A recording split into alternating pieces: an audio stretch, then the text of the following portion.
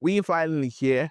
The Premier League is back, football is back, Spanish La Liga is back, and we had a couple of games. Some of them, were very normal. A couple of them were very good. Man United did things that Man United fans weren't expecting, and rival fans perhaps were expecting, but we're shocked because Hull City really uh sucked the light out of them. Arsenal is back again, and Coventry City, well, they felt the anger of what it means to be a champion and to challenge that champion into battle. This is the True Ball Podcast. Tony Peter is my name, and I have, as always, IQ. Yeah, it's good to be here. Good evening to everybody all around the world, all over Nigeria, all over Lagos City. It's IQ, and I'm here on Throughball Podcast. And we're here to talk about everything football. I was happy to see Real Madrid. God, with so much delight. No disappoint me. That game, my heart was on the beam. I was saying Jesus, yeah, but thank God. And watching Manchester United mm,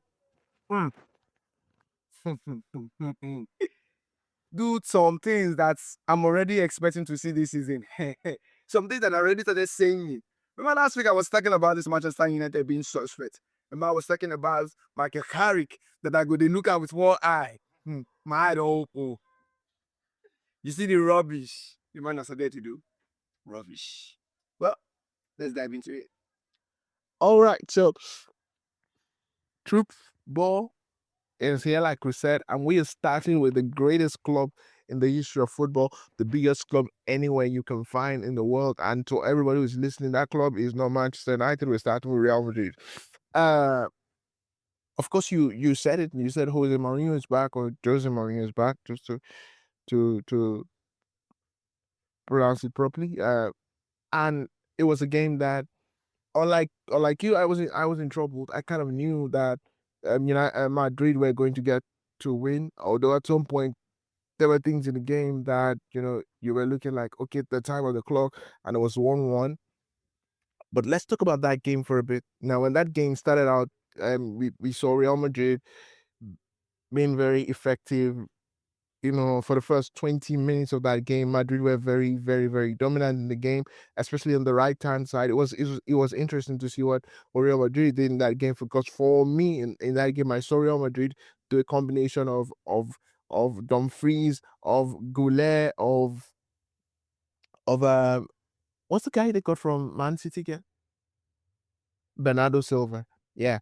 And what I saw in that game that really excited me was how Goulet kind of reminded me of Ozil, but when he was on the right, when he loved to come inside a lot, coming inside and ensure that Dumfries could always use the entire width of the pitch. And then, of course, what they did was ensure the defenders couldn't, had so many dilemmas and questions they couldn't answer, and that allowed us to see if Goulet was covered, then Dumfries would be free. If Dumfries was covered, then Goulet is free. Both of them were covered. Then of course the free player is Bernardo Silva. I don't know, left Vinicius Junior was doing his thing, but but but let's leave all of the tactics for outside the door, and let's just talk about the game and look at it. That game, like I said, you could divide it into three parts. So where Madrid dominated the game for the first 20 minutes, then um, what's the name? Espanyol came back to the game, and of course Madrid eventually got the substitutions right by Jose Mourinho, and of course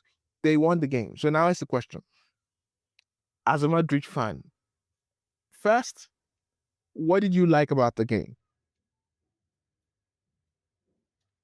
Well, it was great to see my team play, but as a Madrid fan, what I like about the game, I wasn't impressed. That the honest culture.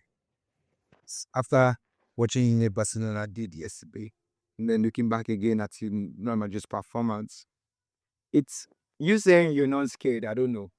You're relaxed.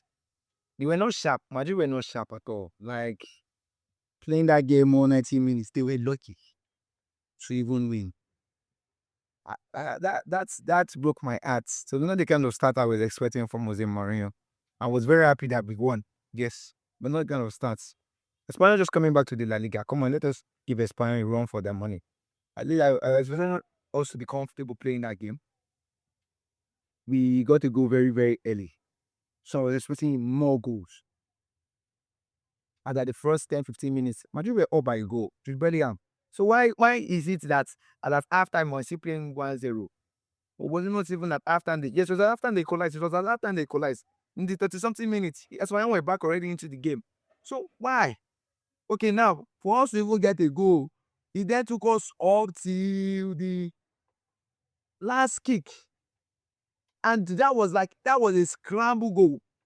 Not the kind of no. So the kind of performance, it's not the kind of performance me. I'm even happy at all. I'm not happy. As a fan and a football analyst, I wasn't happy with watching Real Madrid. They have good players. They have quality players. So with this kind of players, you can't be struggling with Espanyol, no. And kind of coach like Jose Mourinho, you can't be struggling with Espanyol. If Real Madrid is struggling with Espanyol, then you should be raising eyebrows and be looking at Jose Mourinho like, what are you doing? Because then the next game, are you going to control again? Are you going to find it very difficult to score a goal? Is it going to be another scramble goal? Are we going to wait until and let the game drag on until so late? It's not every opponent that will lose. Sometimes when a game keeps dragging like that, the opponent's confidence starts building. And before you know it, he may be able to even sing us and Real Madrid lose. I was impressed with the way they set up. I already understood the way Jose Mourinho wants to play his style. It already took us back to the time when he first came to 2010. Two defensive midfielders. I was just laughing like, wow, okay, we've seen this thing. When Kedera and Shabi Alonso was both pairing as the DNs. It was interesting. And what you said about Adegule playing like Ozil is the same thing. It's what Jose Mourinho wants to do. He wants to use Adegule like Ozil. Ozil would then run around freely. And that was what you doing with Adegule. Adegule was very instrumental in that goal Real Madrid got. And we can already see that is going to be the most instrumental element in that team. That is what Jose Mourinho is trying to build around. It's that Adegola thing. And I also love what he's doing with Jude Bellingham, put Jude Bellingham straight, put him on the right, Vinicius playing on the left, and just Mbappe playing on seeing him up front. Fantastic setup. It seems really is good. But I didn't like the fact that he put Trent on the bench for Dumfries. I feel like Trent should be starting ahead of Dumfries. Come on, no. Because attacking wise, if I'm talking attacking wise, I don't see a player attacking wise better than I am Trent. Like that guy is very good attacking wise. God, no, no, no. So Trent should be starting. But apart from that, Anna Kukorea should have started also. I thought Shirere should have started instead of this guy that started Caracas. I didn't like him. I didn't like Caracas starting. I feel like Kukorea started again from the onset, from the beginning. Madrid would have done better. SB is good, but not the goal is not enough to convincing me to nah. In our next game, I'm expecting Cucurella. I don't know if we will see Trent. I don't know if you prefer Trent to Dumfries, but I'm expecting I would rather love Trent at that right. I'm okay with the middle. I'm okay with what he does to the defensive midfield pairing of Valverde and Bernardo Silva. It can flow like that. The whole setup else perfect for me. But we need to improve on our performance. And we need to be sharper in goal. We need to be sharp in goal. I know, yeah, it's still the first game, and a lot of players are still coming from the World Cup fresh and stuff like that. Yes. But we need to go into it and meet goals they pass. We saw Barcelona score 5 goals. So if we're making excuses for ourselves and saying that there's the World Cup, this, that, what I want to make excuses for Barcelona winning 5-0. So that is how life works. There's no excuse at the end of the day. We just have to do it. We have to work. We have to turn up. We need to be effective. Vinicius Junior has to go into the season very fast and very early. And so does Mbappe. Come on, start scoring the goals, start banging the goals. Let the opponent be scared of you. Let them know that we didn't come here to come and play. Barcelona made a big statement with that kind of result. They got 5-0 and got a lot of their stars getting on the score sheets. That's a statement result. So please, going forward, I'm expecting better from Real Madrid. All right. I mean, that's actually very very very extensive from you. It's good to see as a Real Madrid fan that you can talk about what was there, what you saw. Now let's go a bit into that game. There was something that I saw from the game, which I kind of liked, but also which is I'll talk about how Bernardo Silva really helped the team. That was one, and you touched on Trent. I remember, and I wanted to say before I almost forgot before we go ahead with the next question, which is, don't you think that maybe one of the things that's not allowing Trent to start these games is that this defensively Trent isn't very reassuring, not like Dumfries. So with Dumfries, he will get you, he can give you attack, very good, very, very good attacks. And he can also give you defensive solidity. He's good defensively. With Trent, you can be sure that defensively he's not going to be there, really.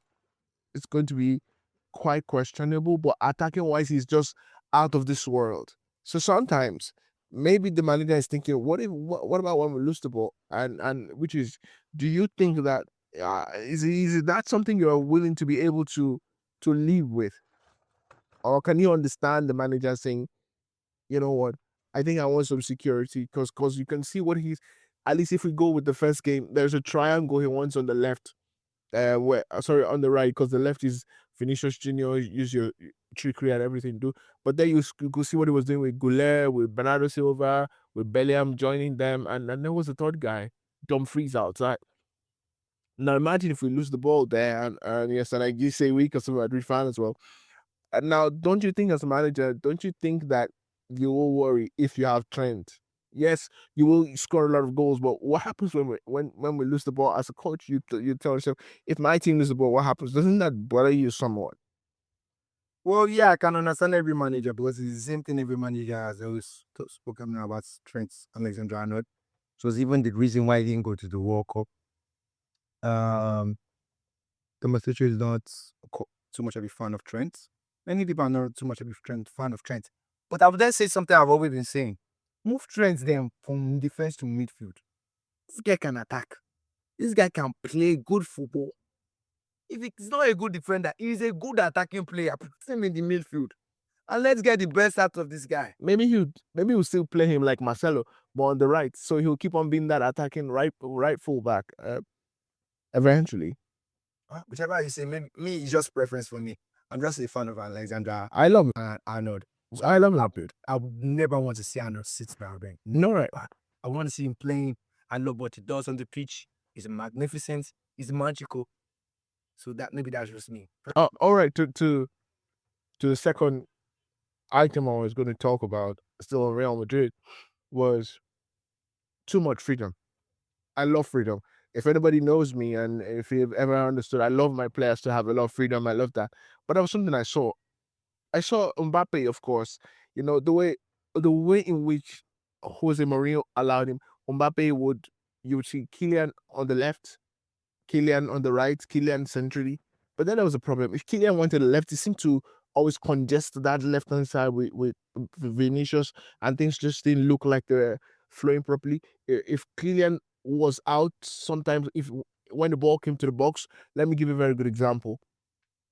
When Carlos SP was in the box, you could smell that goal that comes in. It comes in because the ball breaks down, the player stumbles, but Carlos SP is a striker. He understands that, oh, the striker's falling down, the goalkeeper can react quickly. Let me just get to this ball and score. That's how a striker thinks about the danger in the box. But we saw, and this is not a slight dig at Mbappe because I love him so much, but we saw that with Mbappe, sometimes he's on the left, sometimes on the right, and sometimes he's not in the box to receive because generation of the striker. Do you still feel, because I don't think this will be a problem. I think the manager himself will resolve it. But do you think that um Mbappe and Vini would have an issue? I don't believe that will happen. I believe the manager will solve. But do you think that would have an Mbappe problem with Vinicius Junior, or with Mourinho? We don't have to worry about that problem. any problem. I don't understand which problem I use as not the same position. And I think they have. There's no. I think there's no issue. Mbappe and Vinicius Junior. No problem. I take on. No, I'm talking about the fact that Mbappe likes to roam sometimes, which is his good play. Well, that, as that's been a problem. This is their third season now. No, no, no, Problem ever. no, not a big problem, but you could see that sometimes there was just not enough the clicking between them combination there. If it joins on the left, sometimes just smooth out, it get very smooth. Maybe the manager will solve that as time goes on, but it just look like Vinny would like that. Would like to have the left to himself and do what he wants because he likes that space for him to be alone to do it. And sometimes when Mbappe joins him there, he just kind of feels like it's congested.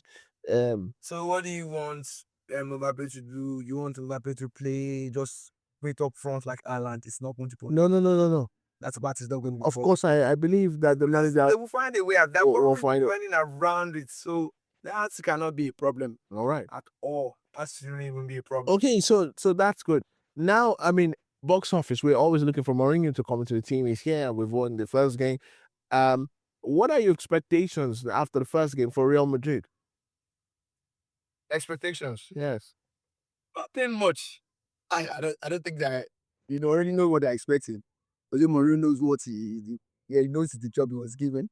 He knows the kind of club he's already running, and he knows if he fails, he gets the sack. Very good.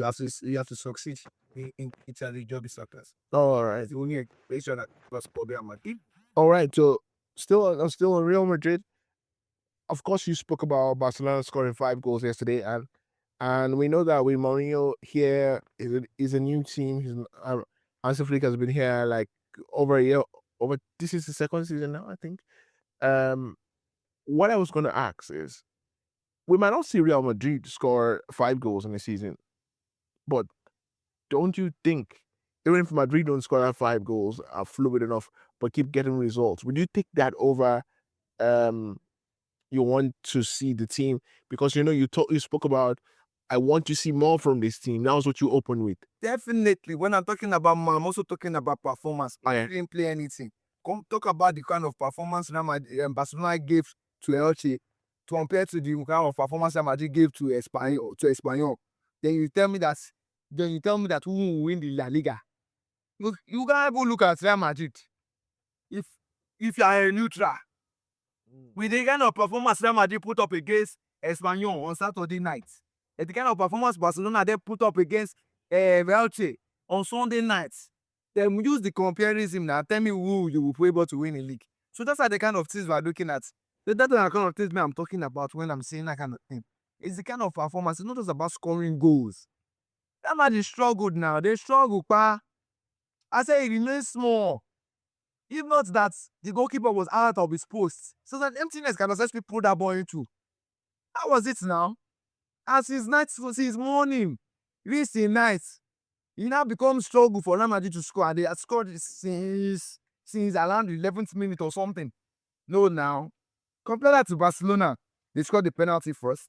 And from there, he just kept on scoring and scoring and scoring and scoring and scoring. That kind of performance, me, I prefer over for Real Madrid. And this is the reason why Barcelona keeps winning La Liga season in, season out. So Real Madrid need to up that game. It's not about winning Champions League. I keep saying it. We need to start putting eyes on this La Liga too. Even though Barcelona will so meet us up, other than that, saying they want to win Champions League, they want to win Champions League, they want to win Champions League. For example, is coming out, I'm saying he wants to win Champions League, he wants to win Champions League. It's not only Champions League, It's not only Champions League, I beg. There are also other things to win. So it's performance for me. The performance wasn't great. So when comparing, Barcelona's performance was better than Real Madrid's performance. All right, so that's a final take on Real Madrid. Still staying in Madrid, we just take a trip down to the other side of Madrid.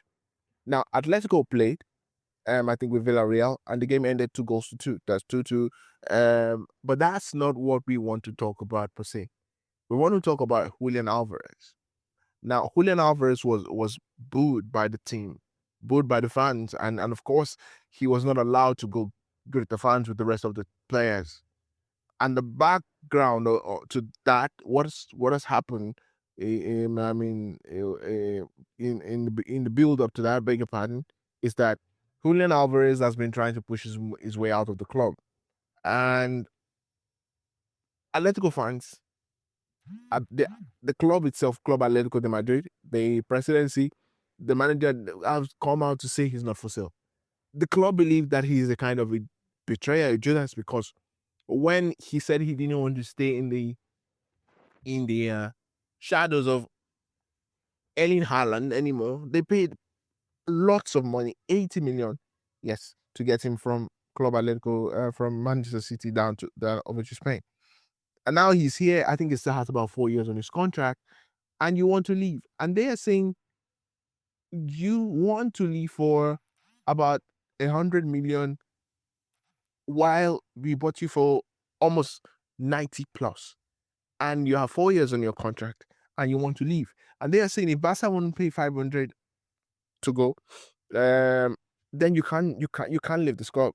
Now that's the situation. First and foremost, do you think here that Julian Alvarez is the villain in the story? Yes, because this is always the things I always say, tell people. When players force their move and they don't get sold, this is what happens. This is the result. You know, I should have calmed down and just chill. There was Real Madrid, there was there are a lot of clubs. I don't know why he was pushing his way out, like Atletico Madrid did something bad to him or something. Atletico Madrid did nothing bad to you. You have played at this club, you have enjoyed yourself. This club is the one that even gave you the freedom to grow and grow out of the shadow of somebody and become the star boy. And it's even because of this club. That is the reason why these clubs are not even chasing you. The Real Madrid, the Barcelona, the PSG, and Arsenal. Where were they? Yes, now where were they when he was crying and begging for them to come and save him from Atletico, from Manchester City, that, oh, I can't continue playing in Man City. How loud is the God there? So that's the thing about this life. In life, life is full of ingredients. This same thing happened with what? Newcastle. We saw it where Liverpool did that same thing, and this guy started forcing his own self. Isak. So players do these kind of things. But once it backfires in your face, once you don't leave the club, it backfires in your face, and then you face the results. So now Julian Alvarez is facing the result because now the fans don't want him. That's the honest God. It's just the club that wants him to stay. So the club now, they're trying to force the fans to accept him. At this part, some fans are like, okay. Some fans are like, get the fuck. This is betrayal. Look at the point where Real Madrid were then saying that they won't sell him.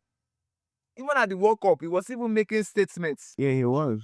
At the World Cup, he was still referring to that transfer like, no. Up to the point that Atletico Madrid had to go and collect a court ruling that no, Baka, you can't be talking to our player. This player is under contract. And Barcelona also have very, very bad attitude.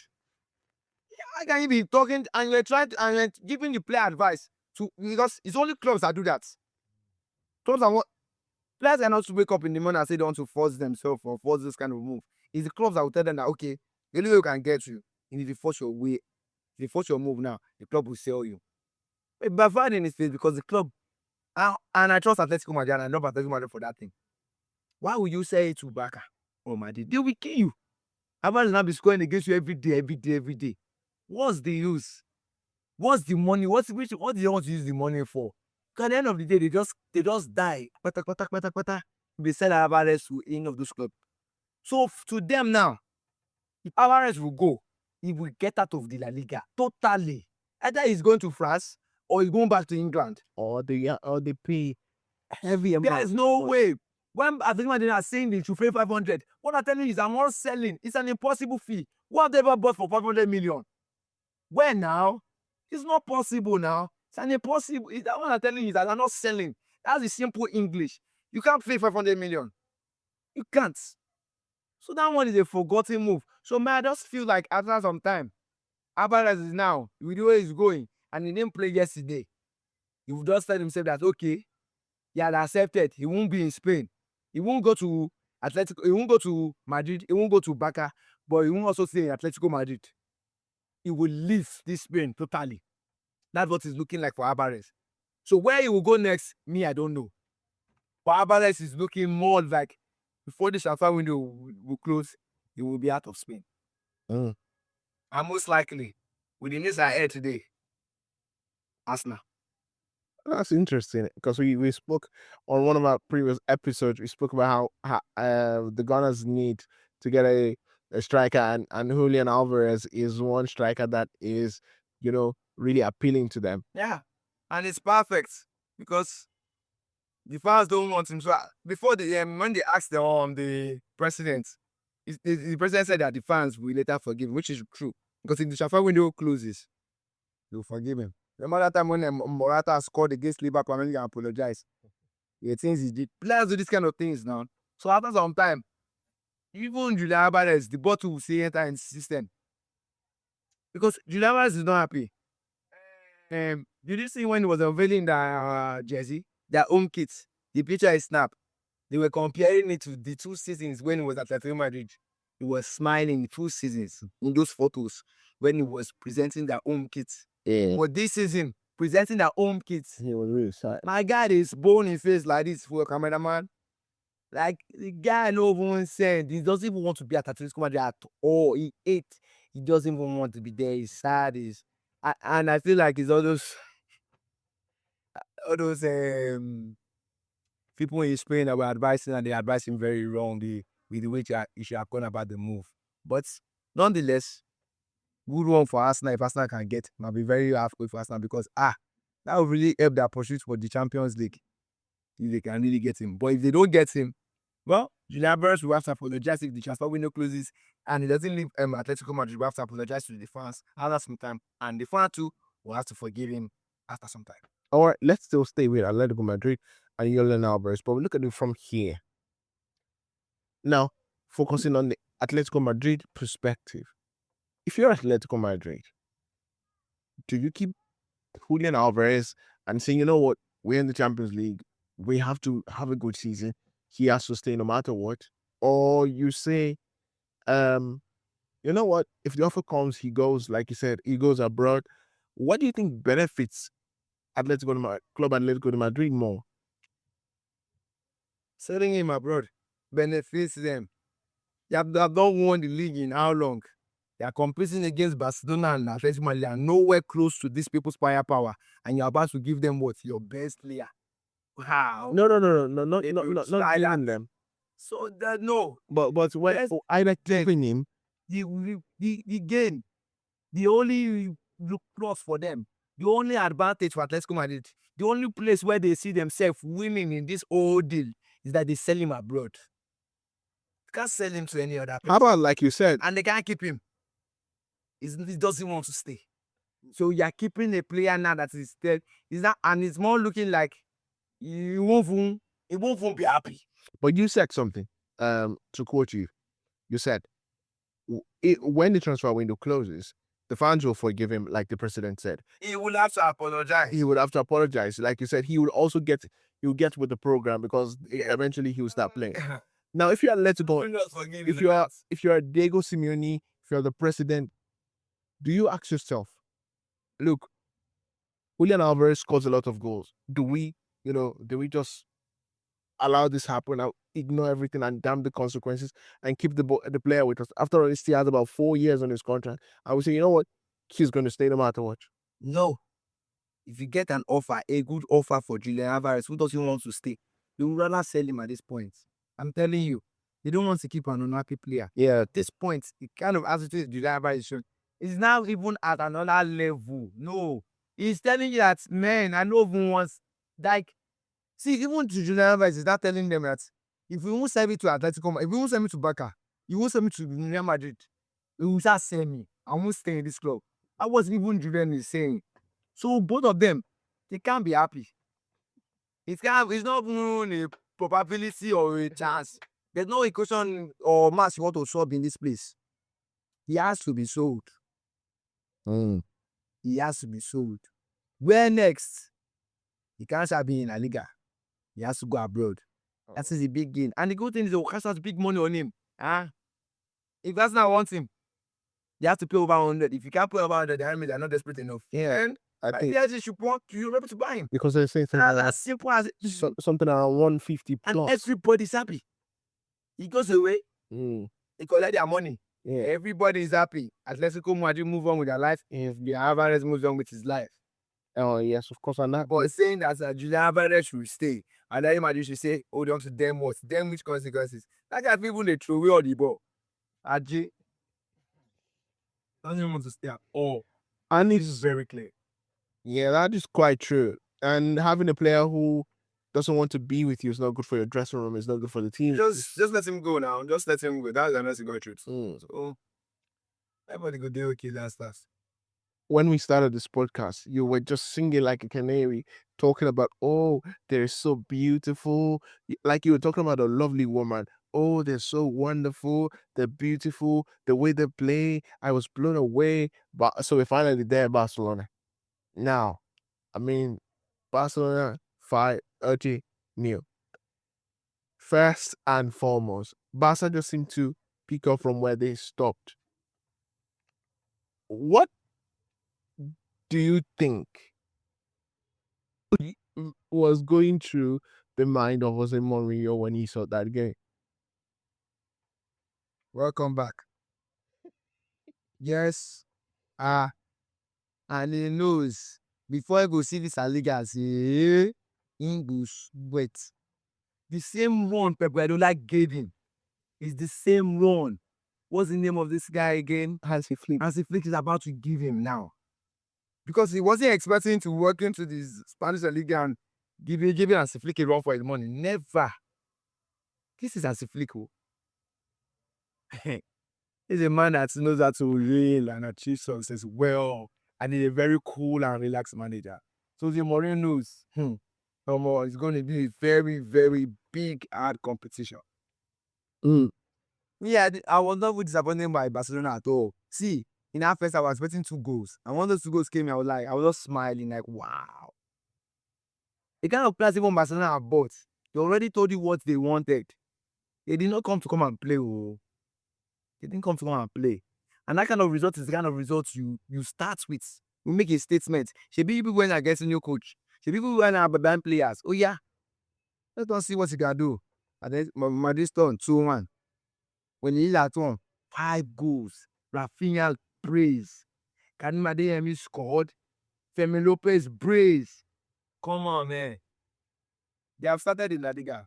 So Mourinho knows this La Liga is not going to be an easy one for him to get at all. You go to fight at tooth, nail, bottle, almost. Him go almost die if you won't win this week. Because as if you no go give him, you no go give him easy. Now, still staying in Barcelona, yesterday we saw very interesting. I think when you watch the game, LT, they had possession, but just couldn't, after progressing the ball, could not really do anything with the ball because once they had the ball, Barca would get the ball and kill the attack before it led to anything meaningful. And we saw how Rafinha was key to everything, playing as a false nine, but he was not just the guy who was the strike. He was ensuring that spaces were opening everywhere. It was all over the place. He was a catalyst to that game. And then we saw Gordon's come on and he was able to, create 2 goals. I haven't seen this team. Let's talk about Rafinha for a moment. How I won't say how good is this guy, but I'll be disrespectful to Rafinha. But describe Rafinha in your own words. I think that's to pay him so much respect. What can you say about this guy, who, in my mind, in my own words, is just marvelous and how to this. I'll tell you what I told people when I think that was like 2 seasons back when people were shouting about this Lamine Yamal guy.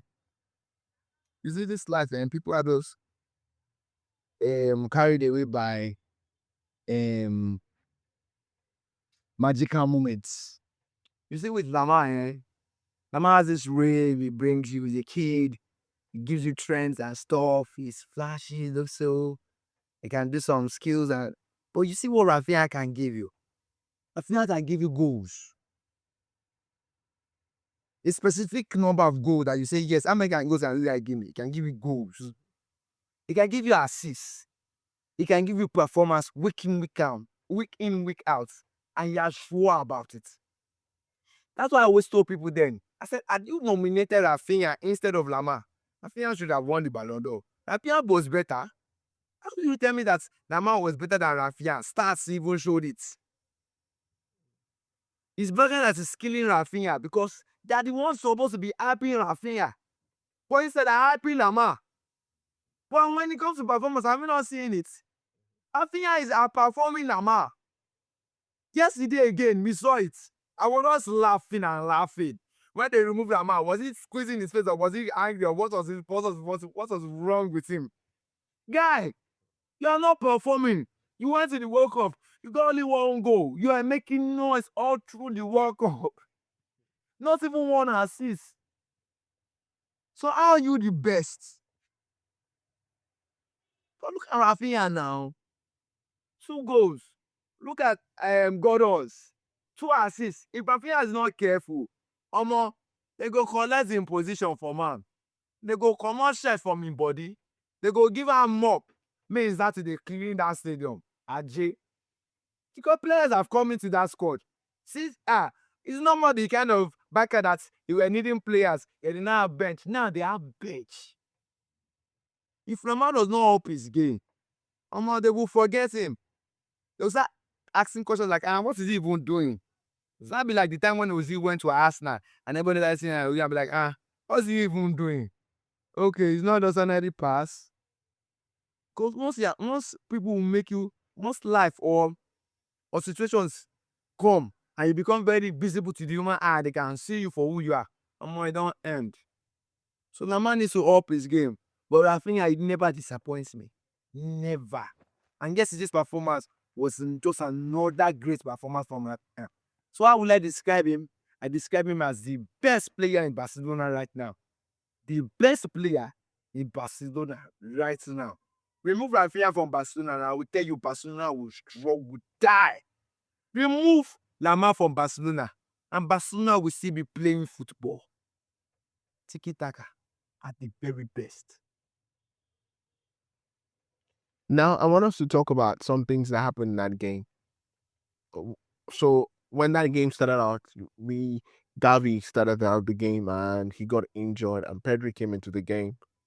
Where, when Pedri came into that game, sometimes people, when they get the ball, they always believe that it's important, excuse me, that is important to always, when you get the ball, to move the ball very quickly. But Pedri showed us that when you pause the game, when you can slow the game down, it helps to create hesitation. It helps to help you generate stuff, and that really helped the team to create lots of opportunities.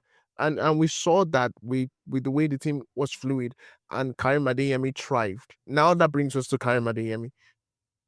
What kind of season do you think is going to have? I'm expecting him to have a fantastic season. Fantastic season. Fantastic season. And the B part of that question is Anthony Gordon's. These are all great players. That's why I say that man needs to up his game. For me, Why I'm saying that man needs to up his because there are now so many great players in that squad. We're talking of Gordons who can put the man on the bench. He already has 2 assists. We're talking about Karim and Demi. They're all playing the same position. And Karim Demi is fantastic player. He can cut him. Whatever the man can do, Adeyemi can do it. No, then he can score goals. okay. If we're talking about skill, I think that in total number of skill, Gordon's is maybe the least skillful player in that team, But he can give assists. but he can do that, so it's fine. He has shown that yesterday. He gave 2 magic, very easy assists, just very easy taps, very easy passes. Pam, pam, pam. Like watching Barcelona yesterday, I swear to God, I'm not a Barca fan, but God, I enjoyed it. That's why It was magical. you have to talk about was like- people who made that all that thing work, like your Pedris in this work. It was how easy to do. Ending is edgy. The first. Every time meeting is goalkeeper one on one. Every time meeting goes one on one. They were The passes were tearing open the defenses. yes, they were. The passes were making the players confused. They did such. No, that was excellent work It was very beautiful for control the whole game entirely man of the match for me, just controlling the game, just doing this magical. Now we spoke about this team. This team is really very good. They've done everything we've said. Yeah, and that's why I said that it's going to take a real battle for Jose Mourinho to collect Now we saw the way Barcelona played yesterday. My question is, Rodri didn't play. Now imagine adding Rodri to that team. we leave that. We leave that off for another day.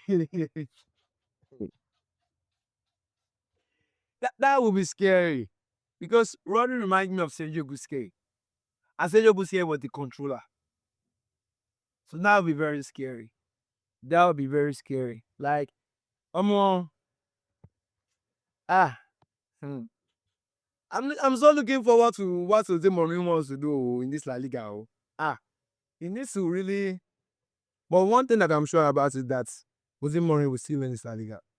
No matter how good of a coach you are, as far as it's Jose Mourinho that comes there, then go see make you eat dustbin. So even at time when Pep Guardiola was winning, he still did what? He made Pep Guardiola do what? Eat dustbin. So don't worry. Man, no, it's just time for right now. It is time for Barcelona to shine. So let them be shining. Let them be shining. When it reach time, they will see it was win, and Mourinho will win La Liga. All right, so let's leave the entirety of Spain and then travel all the way down to England. Friday was such an amazing time because the Premier League champions, let me hear you say amen. Amen. The Premier League champions, they started out with Coventry and completely destroyed Coventry. And when we started this podcast, when we resumed, I said, look out for a guy that Arsenal signed, Solis. Oh my goodness. Solis on the left. Solis is beautiful. He is amazing. Everything Arsenal is doing right now, Solis is doing such a great job.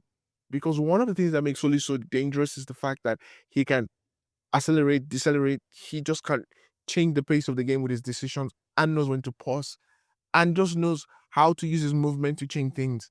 He is not the fastest player in the world. He's not the most skillful, but he just does about enough. Quite intelligent player he is. All right, so let's go into that game. Coventry Arsenal. What are your thoughts on this game? Well, it was always going to be Arsenal from beginning to the end.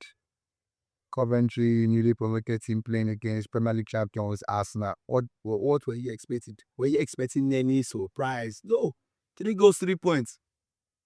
It's just the way you want to start the season. Good statement from Arteta. So nothing like say you want to start having stories to tell in the press conference on why you lost or why you not win. I'm saying, no. Dominant performance again. So it's not just about the results, say, sorry, maybe Arsenal scored 1-3-0 and they struggle. No, no. They played well, and I'm so happy. So it's a good way for them to continue. So I'm looking forward to the next game. And for Flaklapan and Coventry, they need to put up as fast as possible. Yes, it's a champion side. It's a champion side you just lost to. But it's also not a good way to start the season. And you don't want to lose back-to-back games. No. Not a good way for you to start again. Frank Lampard. So he needs to start. Turning the result all around. And for Arsenal, they just need to keep doing what they are doing. The team, look at the player. They are just happy. Look at this guy when he scored. Saka, Jesus, that smile on his face. That broad smile. It was not the goal. It was about the goal. It is champions. It is too easy. That's what that smile say. God. So like I said, that Premier League title, that win, I gave Arsenal it just eased everything in their body. Now that those enjoying themselves. We are seeing the best as ever. But Yeah, that's true. We're seeing the very best Arsenal. You know, we're seeing a lot of things that we saw from the Community Shield. You know, Odegaard is doing so well.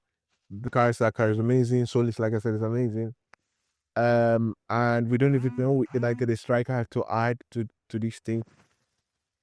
Now they beat Coventry, and it's easy to say that it's just Coventry when you see what happened to other teams. Man United lost to Hull City. Ipswich Town won their game.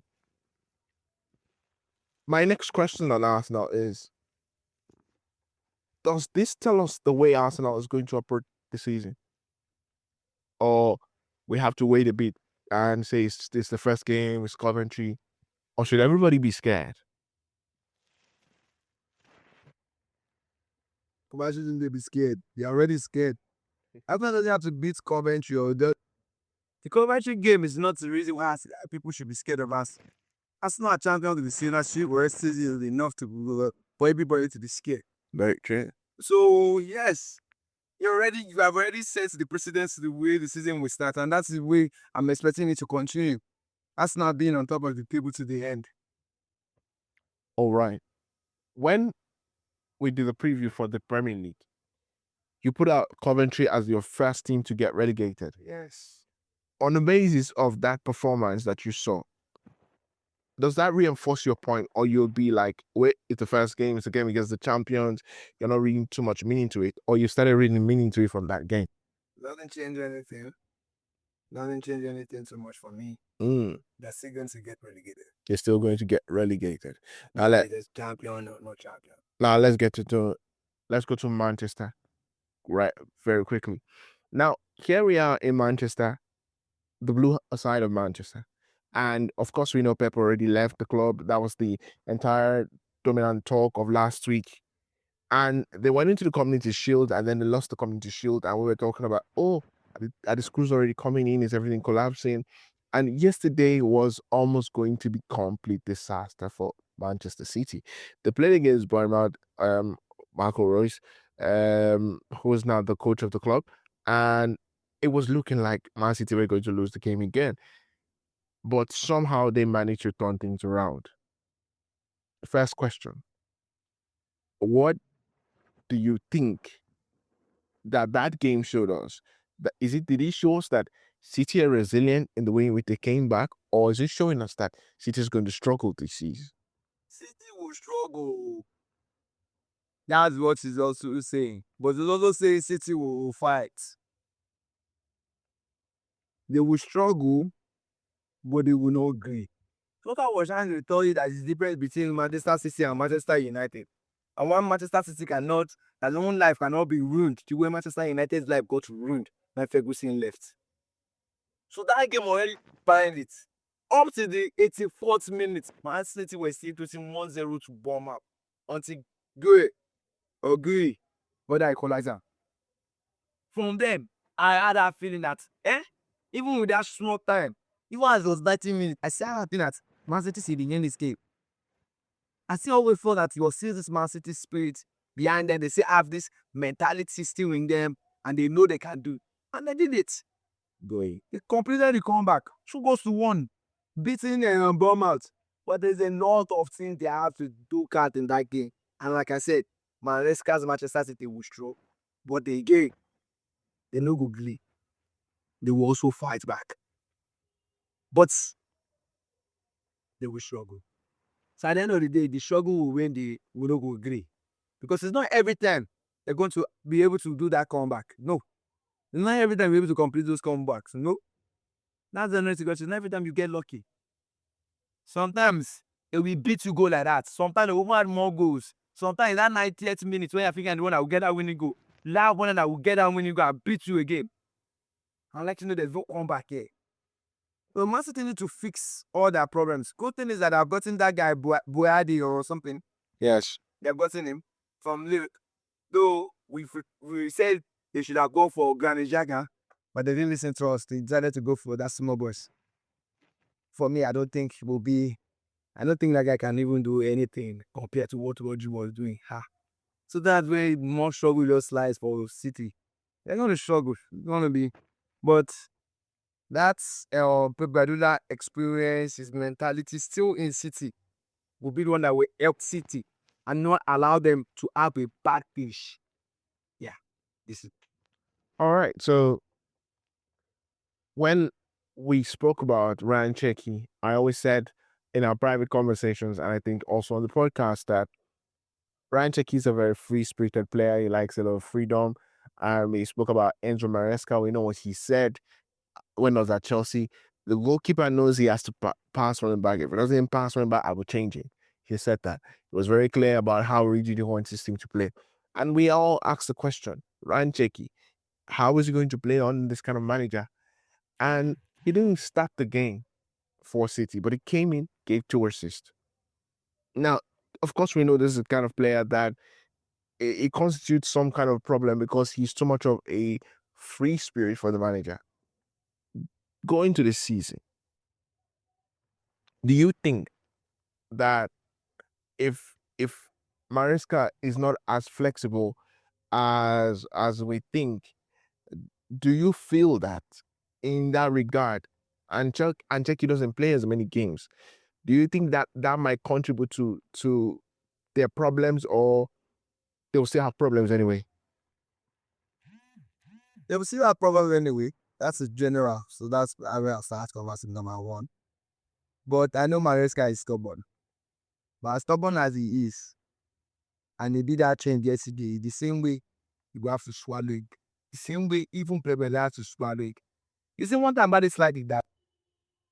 Once you see that something cannot work for you, week in, week out, it's not working, it's not working. That was why Premier had to change his style. He made sure he exhausted that option. That this option is no more working before he finally left it. I don't know Coach Pep Guardiola is a Maresca. So Pep Guardiola learned his own and he finally accepted it. After they beat him. So even if people beat him, those people for PSB and over or probably that time Prendick said we would pay better than I get all this Mamush and other than that I've sold all those rubbish players. So Maresca is also going to do the same thing. Coming to a club now, you're going to have his own pride and do everything he wants to do. But once the system are not working, and then you try switching it sometime, and that switch works. You try a system again, doesn't work. You switch it, it works. You try a system, it doesn't work. You switch it, it works. So that you will not fail. So that they will not sack you. So that your scoring will not end. Because one of the things Malaysia will be thinking about, he will have to change. He will stubbornly, reluctantly have to change and accept that this is how it is now in life. If not, Maresca will not succeed at all at scale at City. But if he chooses to accept fast that you cannot be stubborn the way you used to be stubborn and you used to be accepting change these days, he does not have that kind of mentality now in his head. Then he should just be preparing for his failure already in City. Because without checking, there's no City. Very true. Now let's get to one thing. Markway, he scored the equalizer. Was it equalizer winning goal? I can't remember now. But he scored yesterday. And when he said something that really that shocked me. He said he didn't he didn't expect himself, I beg your pardon, to play midfield because he's a central defender. But he played there, and Enzo Maresca said something like, "Oh, even from when he was at Crystal Palace, I knew he could play as a central midfielder, yada yada yada." He said all that. And somebody said something about him that Enzo Maresca as a player is a coach that he likes to mix things up sometimes and it could cause trouble. So that I'm sure if you go to Enzo Maresca's house, you will find his oven in his bathroom, you will find his soap in his bedroom, and you will find his dining table in his garden. That's what the person said, speaking about Enzo Maresca. Now, which brings me to this question. although he worked yesterday and it was real nice, with the way the Premier League is, do you think that if we keep playing players out of position, um, do you think it's going to cost Enzo Maresca this season? I Or don't think so. it'll be something that will be an added advantage. That might even be something where he might take a risk where we're not something people are not expecting and giving that extra advantage. Yeah, like you said, you do not think so. It's great. It's great. It already brings another level and intelligence to who the coach is. I agree. And the fact that he can see some things even he can that might yeah the thing able to Napoli. And he tried well in that position. It was like the man of the match. Yeah, he tried well in that position. So that means Maresca is good with he can see things in players. He can see. He can also bring out. He can also develop players. He can bring out great talent from them, or even great potentials or great attributes that we didn't even think they had, or even the players think they had, which now even puts an high advantage for even Maresca. So let's see how this season pans out because with this kind of new advantage we are seeing to Maresca, new change. We expect Maresca to approach the season like this. We're all thinking we're going to be stubborn and stubborn and like that. Who knows? Maybe Pep had just spoken to him before he left and telling that since I've changed now, you know, say me I stubborn way. Now me be your father. It may have change and the 10 seasons don't change. So who knows? They may have one last talk and Maresca too may have already changed his mind and be open to change. And he's already accepting like the way it is. So that will be it will give City and Ini another advantage. Playing players in different positions. It brings it gives it another style, it gives it another taste. Yeah. And the opponents will never see it coming. The opponent will never see it coming. Now I want to talk about how getting a manager to make a player play in a position that he didn't think he could play, how that could change the way the player sees you. Now, when you replace a manager who is very big, like Pep Guardiola is, and you come in and you do that, for me, I feel that one of the things that I can do for you is that it can change the way the players see you. But you do something like that and it works. The elevation, the respect they have for you increases. They instantly know you that, yeah, you may not be Pep, but and of course, you've worked here before, they know you were assistant, but they certainly know that you are very intelligent and you know what you're doing. And even though they were respecting you before, that the level of trust they have towards you just increases. And I feel that for me may be another thing again that would help to boost the way in which Enzo Maresca is able to quickly pass his principles over to the players because now they can see him, now they can trust him, and that really helps the team um where that is concerned and as such. So let's leave that and quickly move over to one thing you've always wanted to talk about: Manchester United. Manchester United finished third last season. Manchester United gave Michael Carrick the contract. Manchester United have bought a couple of players, should have bought more. But, I mean, as at the time we spoke last week, they were about to get Carlos Baleba. Carlos Baleba is in now. They're about to get Alejandro Balde from Barcelona left back because God only knows how if Luke Shaw is going to be fit.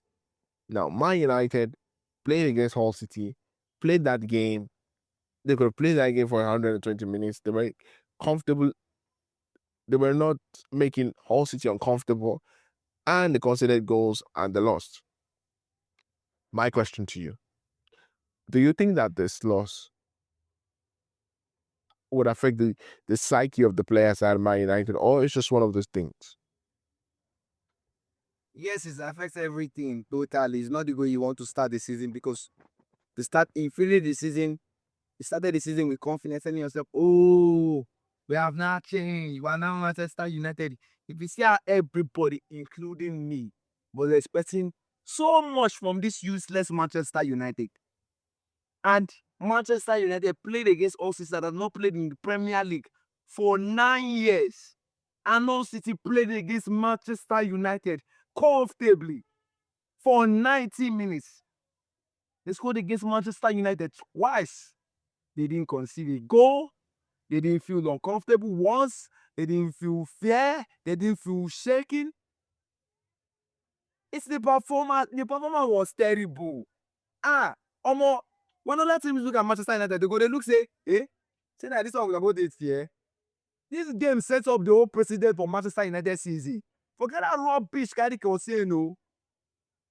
For if you do not start seeing results from the next game this weekend, pa, omo, and to sack him, oh. If not, na my go just a pity, because I know they won't sack him. Anything that makes Carrick not win this game this weekend, it already tells me how he wants to finish this season. How can you lose to Hull City? There's no excuse. There's no way he wants to explain it. Okay, then you lost to Hull City. You still even play terrible. Apart from playing terrible, you could not even score a single goal. No. No. That's not good. Oh. That's not the kind of thing you're expecting. And then you're telling me, what if Man U win the league? Is this how you want to win the league? Who will be scared of you? What kind of statement are you making if you want to win it by losing to Hull City 2-0? What kind of statement are you making if you want to finish second? The cycle of the players are already affected because they see themselves losing to a championship club. And then you lose to a championship club and they're like, oh my God, look at us.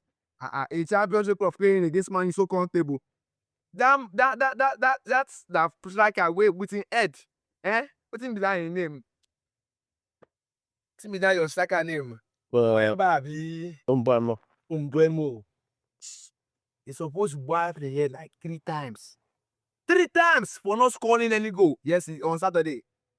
Then you have fatty head. Rubbish performance from the whole squad back to finish. For your 90 minutes. Even if they play that match for 3 years, man, you know if you score. 3 years. That's how bad they were. They didn't even know what they were doing. At the point, they lose so disorganized and so with the plan they even bought. The guy was telling you that day. He told me they bought Tillerman score. Oh, hopefully, Carrick can start bringing good results in the next game. If he doesn't, it already tells us how they're already going to finish. all right.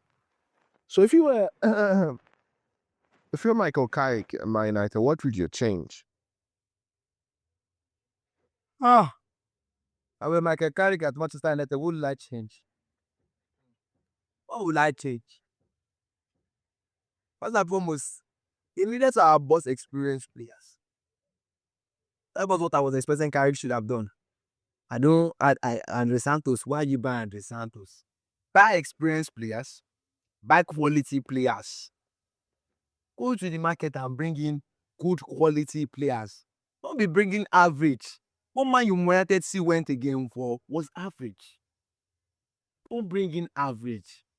What are your goals? Look at your goals and tell yourself what you want to achieve. I kept telling you, the only reason why Manchester United did well was because other teams were not doing well. You saw clubs buying players. Forget that they were even buying players. You already knew that this season was coming.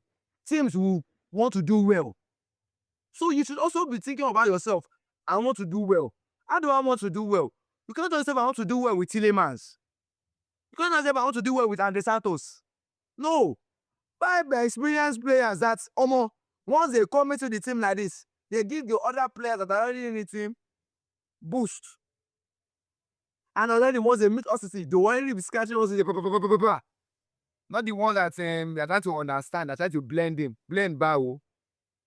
I see buying talent. I see buying young. Okay. Well, Manchester United. So that one me I would have done. I would have gone for experience. I would have gone for quality players. And I would have gone for one striker. Man United still need a striker. Damn Bemwe. Damn yet never see correct. Man United still need a striker. A proven striker that can deliver goals. A proven striker that can deliver goals. Sure striker that this striker is proven and tested that every season, no one see score 20 goals. Or get the one that can give you 15 goals. Then come then start the season and tell me you want to compete, and I'll take you people serious. Not that you bring the same rubbish you had last season. then you put Silemans, you put Andre Santos, you bring in Baleba, and you tell me you want to win the league or you want to compete, and we'll take you serious. And you lose to All City. Big. All right. So United, they started out the season. They didn't win the game that was necessary, but they have a new game. Match day 2 against Ipswich, a newly promoted side.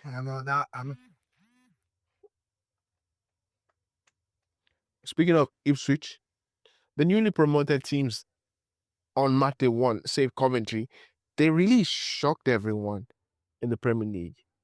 Now, and they got good results in the game going forward. Does that tell us how much they will fight this season, or this is just a one-off? Well, they want to fight. That's what it is telling us. Not a one-off. But the question is, will they really fight? That remains to be told. I don't think they will. Apart from, And I think company is telling me to also go back with Coventry. I think maybe All City may be able to navigate themselves and avoid relegation.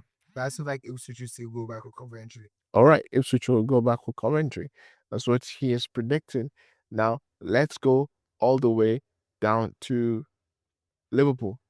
Liverpool, I think they played Newcastle. That game ended 2-2, which is a battle of teams that have new managers. Both teams, they ended up with a draw.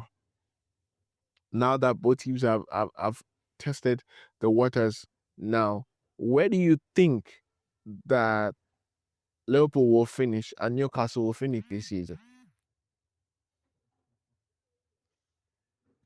Well, first and foremost, Liverpool still need a winger because that's Salah that's left them the space. I could see it yesterday. They struggled, come, and they were lucky to get that equalizer. They were very lucky. They should thank their stars. Hopefully, they can seal this Bakula move before the transfer window closes. Because if they don't, then I can tell you that Liverpool will not compete with the kind of performance I saw yesterday. It can't compete. They need to do better. You need Bakula or somebody better or someone in that range that can lead them forward and can deliver and can score goals.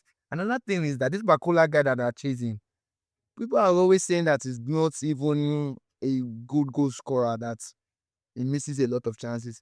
So sometimes when I think about asking myself, is this kind of player Liverpool wants to play and pay so much money for and pay so much money for?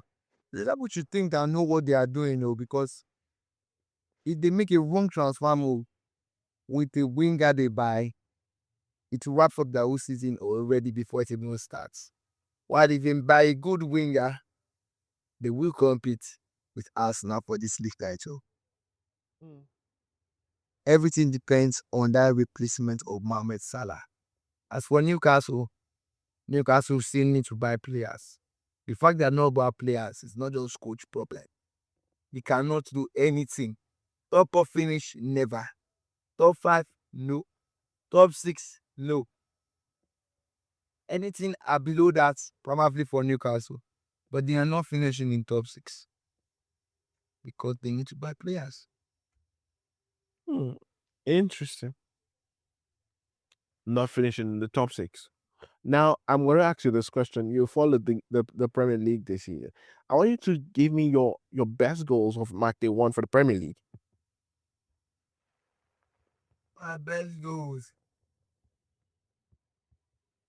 My best goals. The best goal so far. Oh, let me. Okay, I think I would say it was that a free kick and Angunu? the Nottingham Forest one. Yeah, I think that one. Ooh. All right. So you've picked your best goal this weekend, and we've seen that happen this weekend. Now, as we wrap up and leave the the Premier League. We saw Juventus. They got a 1-goal victory in their game against Frosinone. And of course, Ruben Amorim now won so well in the against AC Milan. Are we seeing Amorim the rebirth? And what happened at Man United was just a bad day in the office, or we are yet to see the Amorim we saw at Man United because AC Milan did so. Well, it looks like Ruben Amorim will rejuvenate AC Milan. With what I saw yesterday, Omo, this is a whole different AC Milan entirely. And somehow is looking as if Manchester United should have waited or have been patient with the guy, because if he then turns out to perform and rejuvenate this AC Milan and wins titles with them, and Carry doesn't, and everybody looks at and be like, wow, why didn't they come down with him? Already has started well with AC Milan, and AC Milan is looking like they will compete. But sometimes, when you look at the issue of AC Milan and you look at the way they started the game last season, this was the same way they started last season. They started well, they won their first game, but at the end of the day, they didn't finish well. You look at them last 2 seasons, you look at them many seasons they go. Sometimes this usually starts well, and so sometimes you look at the game, you say it's the first game. Then see that TB is to say to show coach performance, which is does be another AC Milan entirely. But all eyes on Ruben Amorim. We're watching and remains to be seen what is going to perform with this AC Milan squad. But I would say from what I've seen in the friendlies and with this Serie A starting opening game, Ruben Amorim will compete with AC Milan. All right, Ruben Amorim will compete with AC Milan. So there you have it. We touched on the Premier League, the La Liga, Julian Alvarez, and everything in between. We touched on the best goals we saw in the match day one. But from here to you, it's bye. I remain Toby Peter. I keep it _ tactical, and he is Official like you. official like you. So till we come your way again on Wednesday, it's football forever and always. Bye.